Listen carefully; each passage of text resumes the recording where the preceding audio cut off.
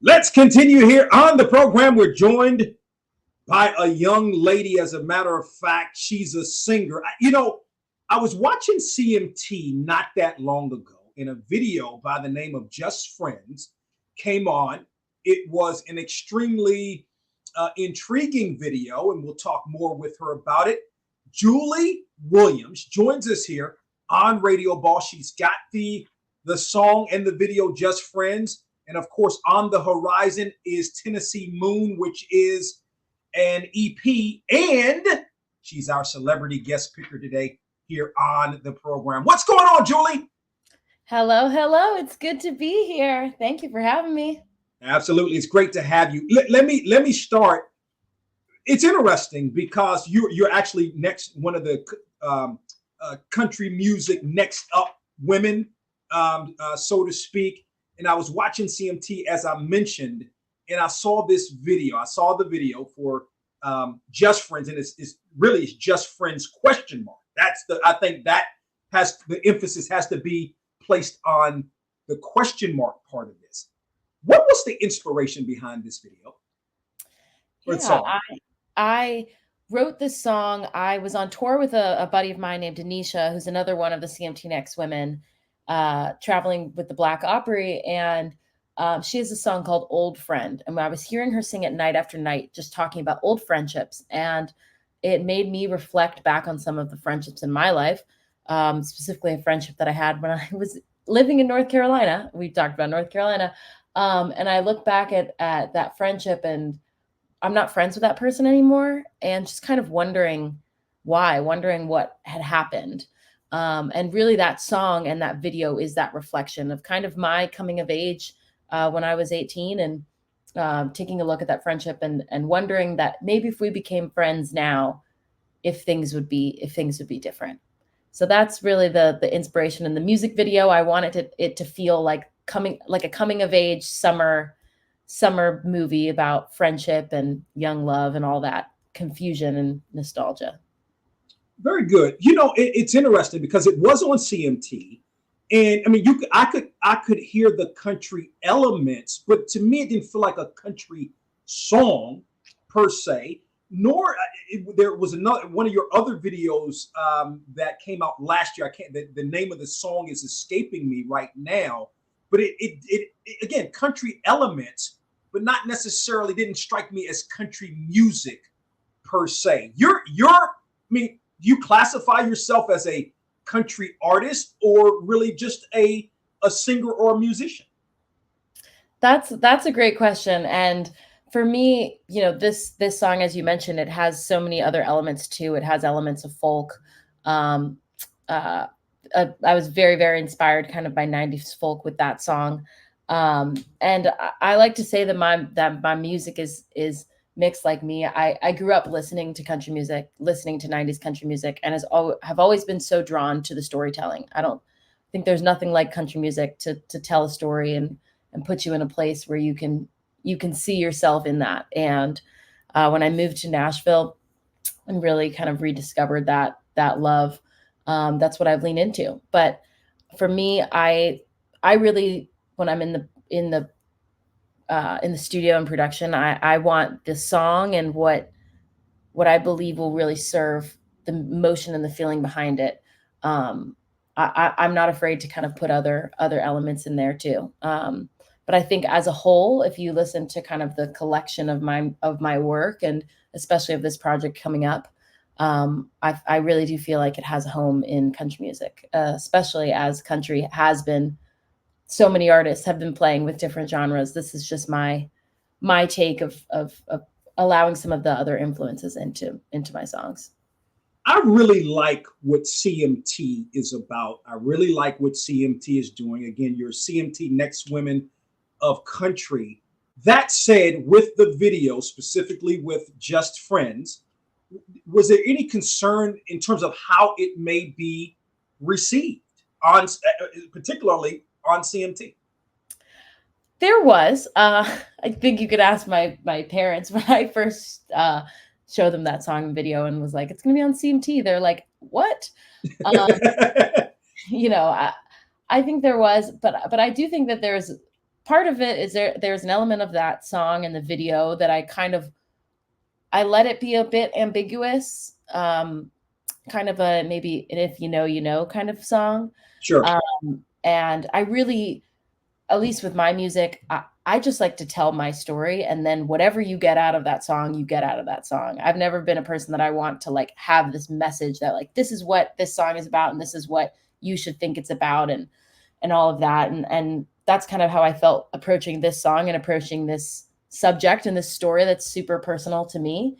And so far the reception has been very positive, a lot more positive than I have thought it was going to be. But I also think that, there's a number of people that have come before me in this space that have shared their true selves and received a lot of hate for it.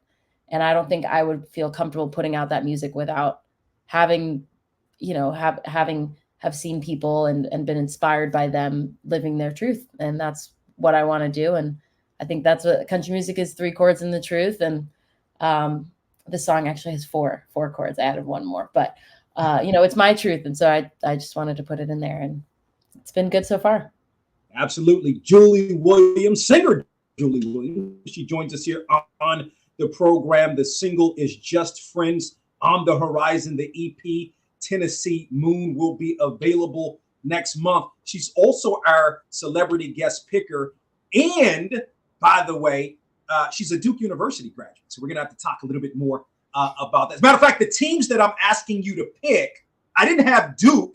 I didn't realize it until now. So I may have to throw I may have to throw Duke's opponent, that game in for you this time around. Oh no.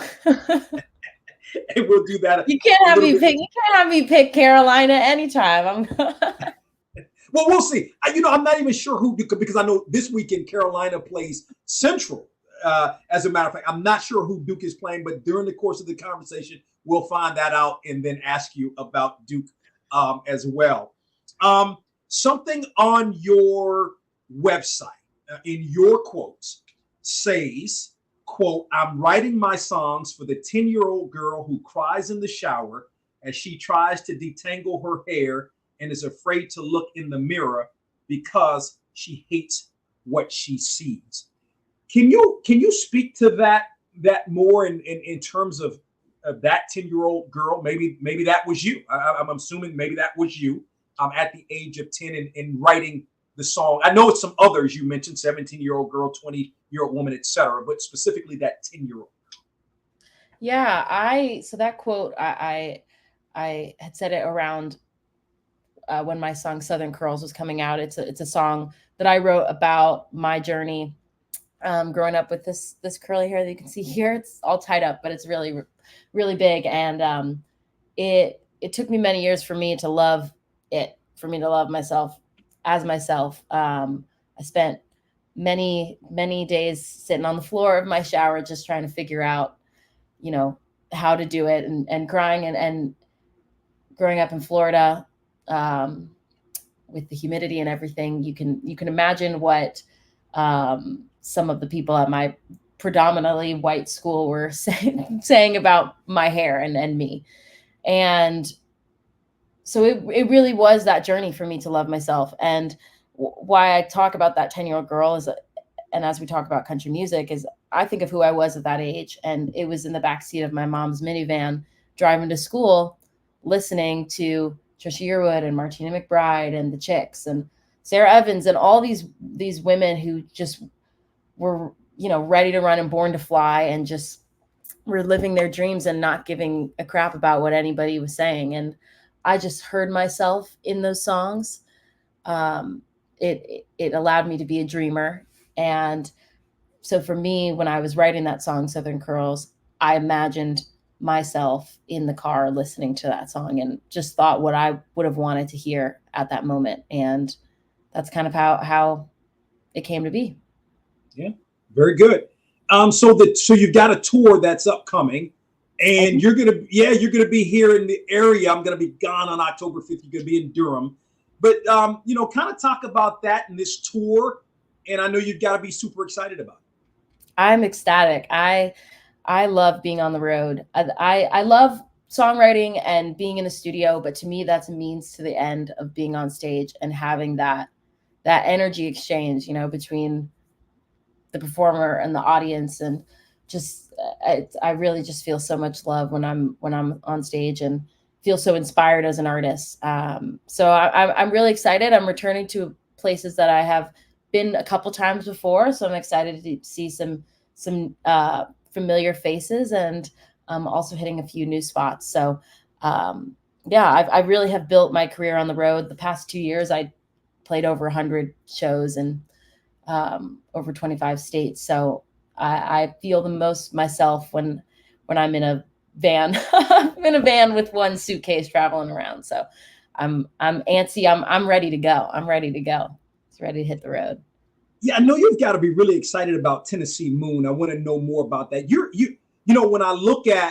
When I look at your site and I look at sort of your history, you're building this. You and your team, I should say, are building this thing organically, which is really really cool in terms of the marketing piece, and it's going to lead now to perhaps your biggest project to this point, Tennessee Moon, which comes out next month. Tell us about Yeah, I'm thank you for saying that. We really have been trying so hard to get this project ready, and really build it and make it something that people want to watch and listen to and be a part of.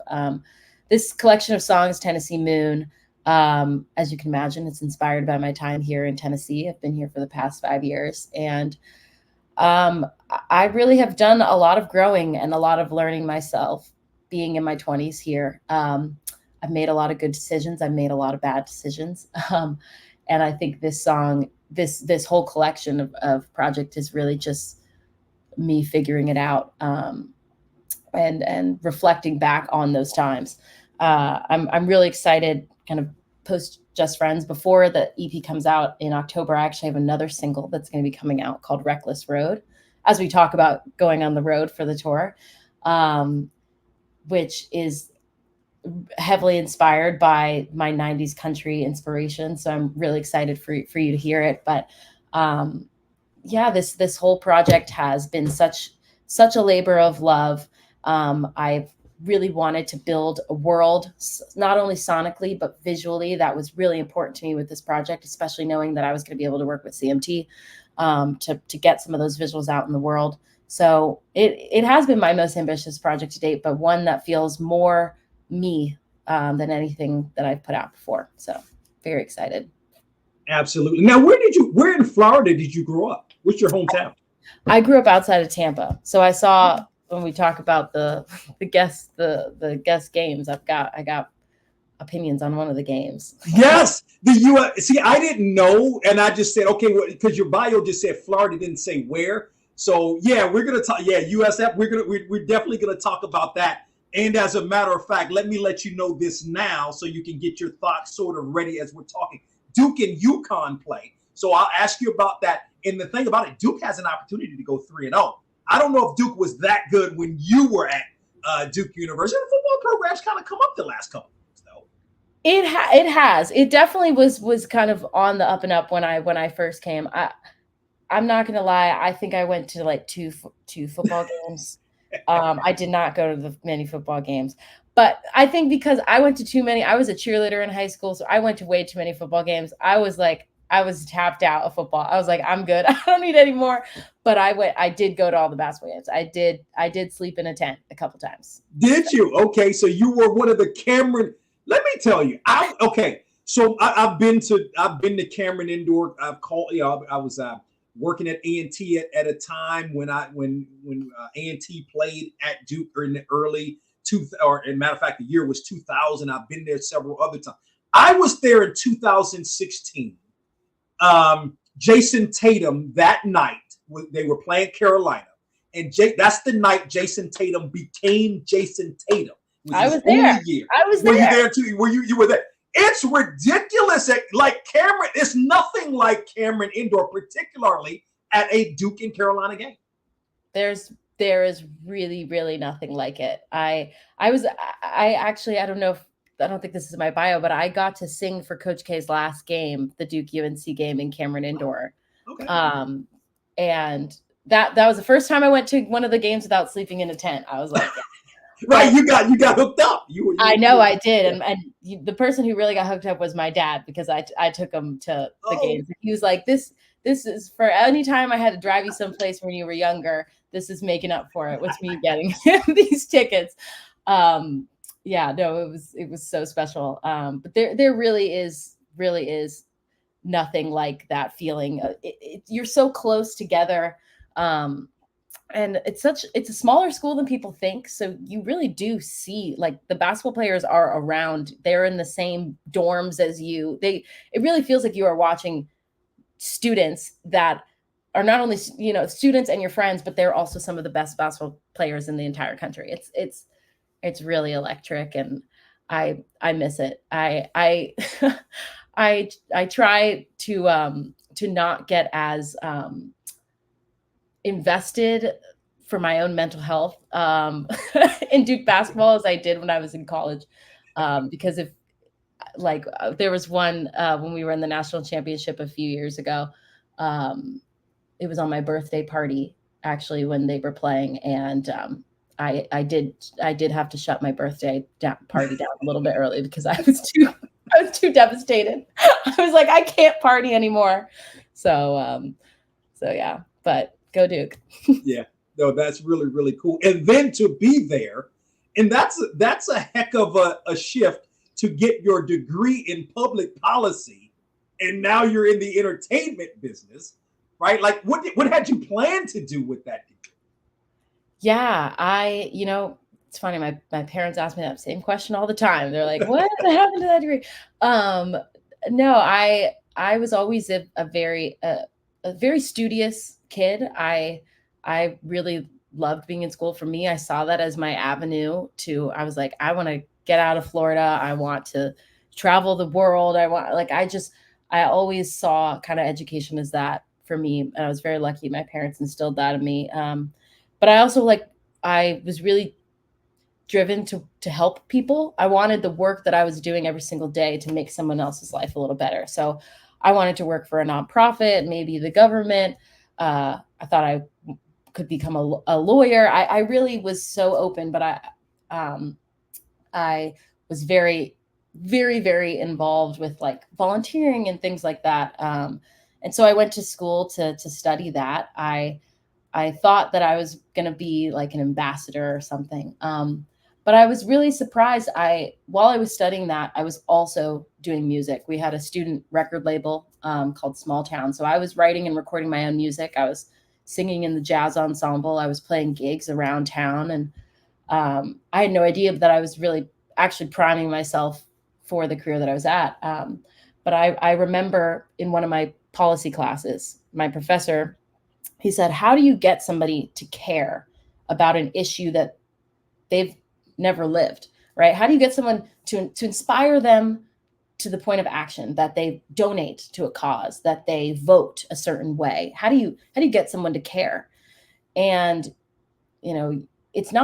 oftentimes it's not facts. It's not, hey, you should do this, blah, blah, blah. It's you tell them a story. You say, here's this story about somebody who's struggling, who's going through this thing. And you say, wow, I want to help them, or I want to learn more. And we really talked about the power of storytelling that has nothing to do with all of the political theory and the whatnot. It's that human to human connection of, hey, I'm right here. This is what I'm going through. What are you going through? And I just was so drawn to that, and really started driving into kind of the power of storytelling, and then figuring out what's the power in telling my own story. And I think my background, while it seems so different, I really think that it prepared me for the type of music that I want to make, and the ways that I want to connect with my fans, and it's through my stories. Very, very cool. Okay, singer Julie Williams is our celebrity guest picker today here on the program. So it's time to get into it. So let's start off. Texas A&M versus Florida. This game is in Gainesville. SEC matchup. Who you got? Okay, I'm going to have to go against, I'm so sorry, So sorry, Florida. I'm gonna have to go Texas A&M there. You're going against the home state I'm school. sorry. I'm sorry. I'm sorry. I have to go Texas A&M there. Okay, now we're going to stay in the state of Florida with Miami at South Florida. So, I mean, I probably should say South Florida because my brother went to he went to USF St. Pete, but I'm sorry, I'm going to have to go with Miami. I'm going to have to go Miami as well. I'll be honest. I did call my dad before this, and I was like, Dad, we need to talk. What's going on football? So we did talk, and I think that was a daughter calling her dad to ask his opinion about football games. I think is a dad's dream. So he was very excited to give me way too many facts and information about these games. So okay, this is me and Papa Williams answering. All right, so yeah, because we're recording these, and we'll see how you do this, but this is good.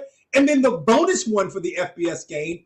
I mean, your alma. I don't guess you'll go against your alma mater. They're playing Connecticut, and I don't know that Connecticut's that great, actually. Yeah, I'm definitely going to go with Duke for that one. Yeah. Manny Diaz is the coach there. He was a former assistant at NC State back in the day, and more recently, before the Duke job, was the head coach at Miami of all schools. So, okay, good pick there. Okay, so let's continue. Hampton versus Norfolk State at Norfolk State in Norfolk, Virginia for the Battle of the Bay. Who you got? Oh, obviously Norfolk State. Okay, all right. My mom is from Virginia, and got some family in Virginia Beach. So yeah. Mm-hmm. Okay. All right. Let's see. Oh, Southern at Jackson State. This is a game. It's going to be in Jackson, Mississippi. Maybe the two best fan bases in all of HBCU football. So Veterans Stadium, Memorial Stadium holds 50,000 people. You may have in excess of 40,000, like a classic game. Maybe two of the best bands in the country. Who you got? Again, Southern at Jackson State. I have to go with Southern. My aunt went there. My Mima went there. I've got family history at Southern, so Southern all the way. Okay, very good. All right, now National Football League, and I don't know your teams, but I tried to go with the best. It is interesting. We picked the Buccaneers, having no idea you were from the area. But let's start. Bengals versus Chiefs, the two-time defending Super Bowl champs. The Bengals struggled last. In fact, they won. The biggest surprise last week was the Bengals falling to the Patriots. I am going to have to go with the Chiefs, not only because of what you just said, but also I keep all of my answers are personal. I'm like, personally, I'm saying this too. Personally, my dad went to Wichita State, so I'm like, I got to go with the Chiefs. So, oh, very cool, very cool. Yeah. All right, and lastly, the hometown team for you. It looked good. Now, look, I'm a Washington Commanders fan. I mean, look, the Buccaneers are okay, but nah. I mean, the Commanders just are not that good. I should say defensively, they just didn't look that good against the Buccaneers on Sunday. That's my own personal thing as being a fan of the Commanders. But I'm not sleeping on the Buccaneers. But they're at the Lions. The Lions were in the NFC Championship game last year. Who you got?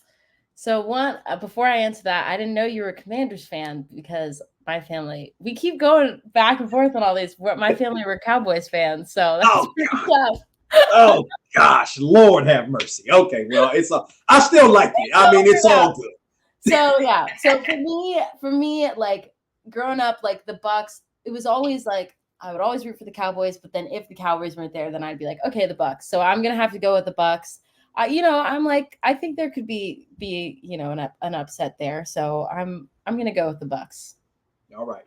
Well, we appreciate these picks. We're gonna see how you did next week. Tweet at you and see how you did. I love it. Picks. You got to call me back during college basketball time, and I'll have some more picks for you too. Okay. I love following along to that. There you go. We'll definitely do that.